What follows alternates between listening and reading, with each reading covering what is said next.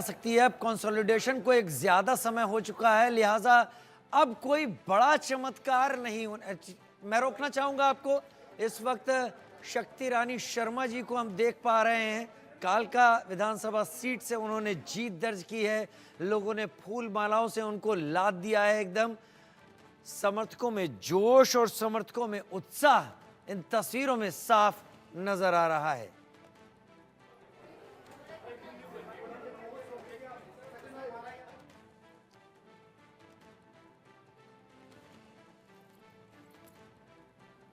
तो आप तस्वीरें देखिए इस वक्त टीवी स्क्रीन पर। शक्ति रानी शर्मा जी कालका विधानसभा सीट से बीजेपी के टिकट पर जीत गई हैं। उन्होंने 10,201 वोटों से विरोधी को मात दी है।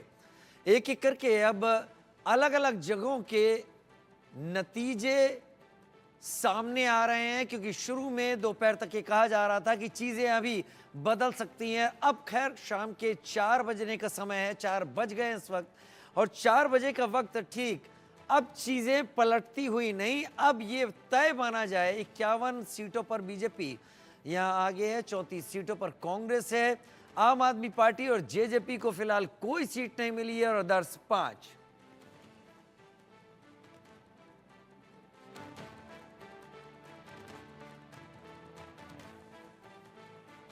जितेंद्र शर्मा हमारे साथ इस वक्त हमारे senior executive editor news room से मेरे साथ ज्यादा जानकारी के साथ जुड़े हुए हैं, और महेंद्र माही मेरे साथ जुड़े हुए हैं। जितेंद्र, हम लगातार बात कर रहे थे आपसे,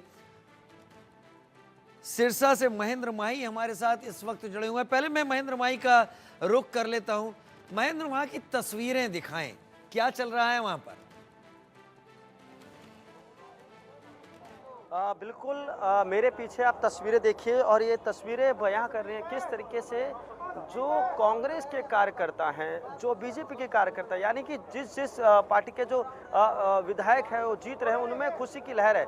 क्योंकि देखिए 5 तारीख को जब पूरे हरियाणा में 90 विधानसभा के उस पर चुनाव हुआ था, वोटिंग हुए थे, तो कहीं ना कहीं देर शाम तक ये रुझान आए थे कि आने वाले समय में कांग्रेस जो हरियाणा में सरकार बनाएगी, और ऐसे में उनको जो सीट है 60 के आसपास सीट मिल रही थी। मगर आज जब काउंटिंग का दिन था तो कहीं ना कहीं सुबह 7 से 8 बजे और 9 बजे के तकरीबन सभी कांग्रेस के कार्यकर्ता कहें या बड़े लीडर की बात करें, उनके घर में जश्न का माहौल था, दिवाली जैसा माहौल था। लोग पटाखे जला रहे थे, मगर 10 बजते ही जो पूरा मामला है बिल्कुल पलट गया। यानी कि जहां खुशियां थी वहां सन्नाटा पसरा था, और जहां सन्नाटा था वहां खुशियां आ गई थी। क्योंकि हमने देखा किस तरीके से रुझानों में एक्सिस जो एग्जिट पोल थे उसमें कांग्रेस को 70 सीटें मिल रही थी और भाजपा को 17-18 या कहें मैक्सिमम 22 सीटें मिल रही थी। मगर ऐसा देखिए फिर एक बार जैसे 2019 में कहेंगे कि भाजपा ने सहयोगी दलों के साथ सरकार चलाई थी, मगर इस बार 2024 की लड़ाई की बात करें तो यहाँ खुद वो अकेले सरकार चलाने के लिए पूरी एक तरीके से तैयार है। वहीं दूसरी तरफ कांग्रेस के कुछ ऐसे नेता हैं जिन्होंने भाजपा के बड़े नेता को कहीं ना कहीं करारी हार दी है। मैं सबसे पहले बात करूंगा हिसार में आप देखिए किस तरीके से निर्दलीय उम्मीदवार ने कहीं ना कहीं बाजी मारी है। उन्होंने देखिए तस्वीर देखिए, ये तस्वीर जश्न की तस्वीर है, किस तरीके से लोग क्लैपिंग के साथ अपने उम्मीदवार का स्वागत कर रहे हैं। जो अंदर जा रहे हैं, जो सूचना जो अधिकारी होते हैं, जो विशेष अधिकारी होते हैं, उनके साथ जब उनके प्रत्याशी जब सर्टिफिकेट लेके आ रहे हैं तो कहीं ना कहीं उनका स्वागत कर रहे हैं। और पूरे हरियाणा में बात करें, अलग अलग पार्टियों की तरफ से अलग अलग जश्न का माहौल देखा जा रहा है। ऐसे में तमाम जो लोग हैं, ये खुशी की आवाज़ जो आप देख सकते हैं, देखिए किस तरीके से अपने अपने पार्टी की कहीं ना कहीं आवाज उठा रहे हैं, उनके लिए क्लैपिंग कर रहे हैं। तो ये दिखा रहा है, इसमें बेशक बीजेपी ने एक अच्छी खासी जीत हासिल की, मगर ये भी देखा जा सकता है कि किस तरीके से कांग्रेस के जो कार्यकर्ता कहें या पार्टी के विधायक ने अच्छे जो, जैसे मैं माफ कीजिएगा, हिसार की बात करें तो हिसार में जो निर्दलीय उम्मीदवार है देखिए ये बीजेपी के कार्यकर्ता, बात कीजिए इनसे बात कीजिए, नारों की जगह इनसे बात कीजिए। उनके स्वागत कर रहे हैं। 2000 वोटों से मेरे साथ उन्होंने जीत हासिल की है। ये बताइए क्या नाम है आपका? नरसिंह बिश्नोई। कितने वोटों से आपके विधायक ने जीत दर्ज की है? अच्छे वोटों से जीत की है, बहुत ही बढ़िया वोटों से जीत की है। मेहनत थी, बहुत बढ़िया वोटों से जीत की है, मैंने कह दिया ना, बहुत बढ़िया।